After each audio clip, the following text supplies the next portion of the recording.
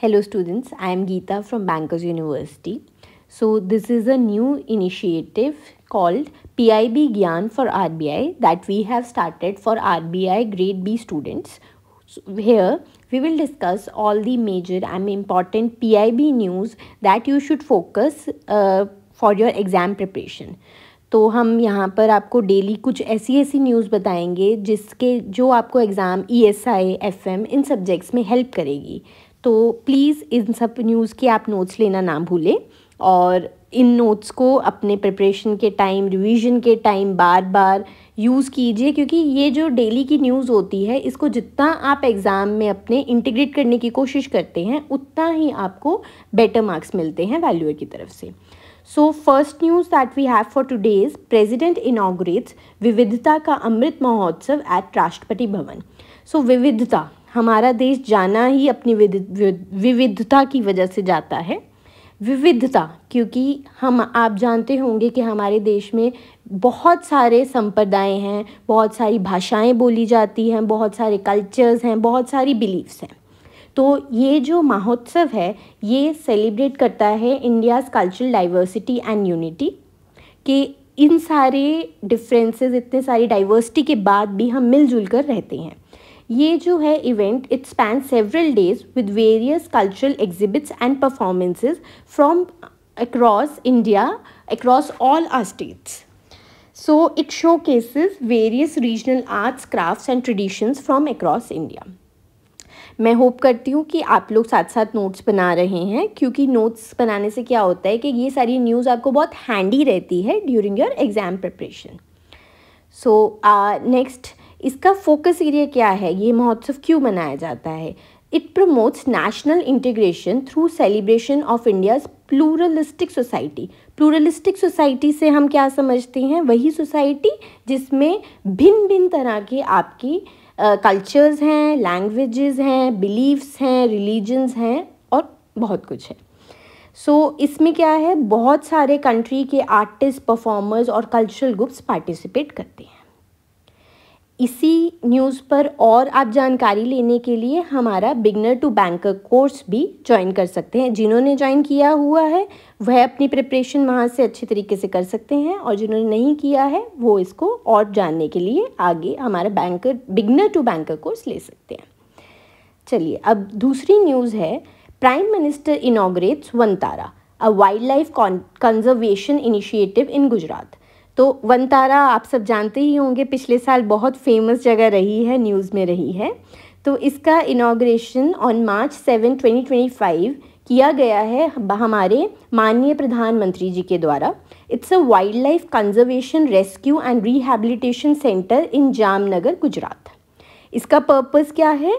To provide a safe haven मतलब एक सुरक्षित घर उनके लिए for rescued animals and promote ecological sustainability. ये जो सेंटर है it offers medical treatment, rehabilitation and a natural habitat for various wildlife species. आप जान ही रहे हैं कि हम जैसे जंगल काटते जा रहे हैं तो नेचुरल हैबिटेट बहुत सारी स्पीसीज़ का ख़त्म होता जा रहा है, जिसकी वजह से वो एक्सटिंक्शन की ओर भी जा रहे हैं.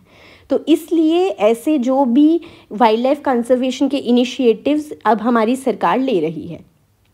वनतारा का एम है to strengthen wildlife conservation efforts and raise public awareness about animal welfare. और इस इनिशिएटिव को सपोर्ट कर रहे हैं ढेर सारे एनवायरमेंटलिस्ट एंड ऑर्गेनाइजेशन जो कि वाइल्ड लाइफ प्रिजर्वेशन की तरफ काम करती हैं. अगला है India reaffirms commitment to sustainable development goals.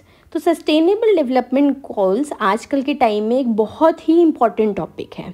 आप लोग कमेंट करके मुझे ज़रूर बताइए कि टोटल कितने सस्टेनेबल डेवलपमेंट गोल्स हैं, और मैं चाहूँगी कि आप हर एक गोल के बारे में जानें, क्योंकि हर एक गोल अपने आप में एक प्रश्न बनता है आपके एग्ज़ाम के लिए. The government has released an annual report detailing progress towards achieving the United Nations Sustainable Development Goals, highlighting significant advancements in poverty reduction, quality education and clean energy initiatives, जो कि SDG के अंतर्गत अलग अलग goals के अंदर आते हैं. और new policies have been introduced to accelerate progress in areas lagging behind, including affordable health care and sustainable cities. तो इन एरियाज़ में अभी हम लोग लैग बिहाइंड कर रहे हैं। तो ये एसडीजी बेसिकली क्या है कि ग्लोबली जितने भी गवर्नमेंट हैं वो एक दूसरे के साथ कोलैबोरेट करती हैं कि हाँ हमें इस चीज़ की नॉलेज है, हम आपको बताएंगे, किसी कंट्री के पास किसी चीज़ की नॉलेज है, एक दूसरे के साथ नॉलेज शेयर करेंगे ताकि हम ये सस्टेनेबल डेवलपमेंट गोल्स को अचीव कर पाएँ सारे मिलके 2030 तक। तो सस्टेनेबल से आपका मतलब क्या है? सस्टेनेबल होता है किसी रिसोर्स को ऐसे यूज़ करना कि आज की जनरेशन्स के साथ साथ फ्यूचर की जनरेशन्स भी उसको यूज़ कर पाएँ। ठीक है, ये ना हो कि रिसोर्सेज हम ख़त्म ही कर दें और फ्यूचर जनरेशन्स को वो देखने का कभी मौका भी ना मिले।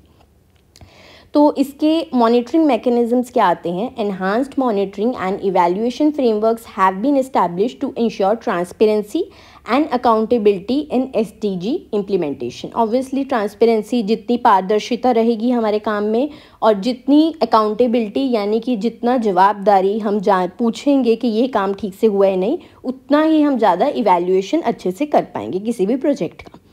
Nationwide campaigns are being launched to raise awareness and encourage public participation in SDG related activities. तो अगला और आज का आखिरी आपका है that government launches National Electric Mobility Mission Plan 2025। तो आपको पता ही आजकल सारी सोसाइटीज़ जो हैं वो इलेक्ट्रिक मोबिलिटी के ओर जा रही है क्योंकि हमारे जो फॉसिल फ्यूल्स हैं या रिसोर्सेज हैं वो डिप्लीट हो रहे हैं।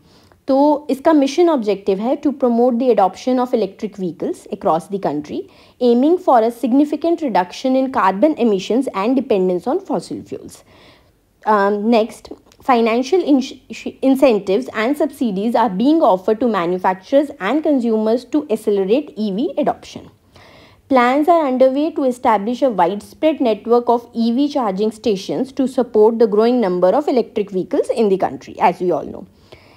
आगे इसके लिए क्या है कि वही R&D के लिए हम लोगों को और फंडिंग करने की ज़रूरत है। वो तो आप लोग प्रॉब्लम अभी जानते ही हैं कि ईवी के लिए हमारे चार्जिंग स्टेशंस और अभी पूरा इंफ्रास्ट्रक्चर और काफ़ी कुछ है जो कंट्री में डेवलप होने की ज़रूरत है।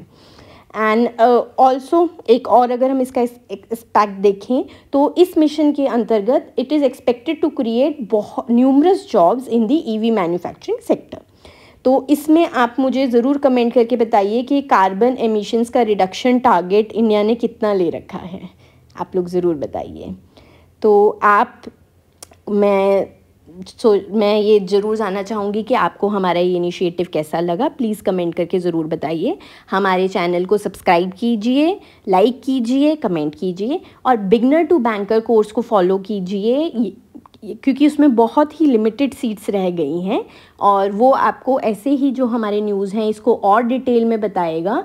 And it is very important and full fledge course to clear RBI grade B 2025। So thank you so much, हम लोग कल मिलेंगे।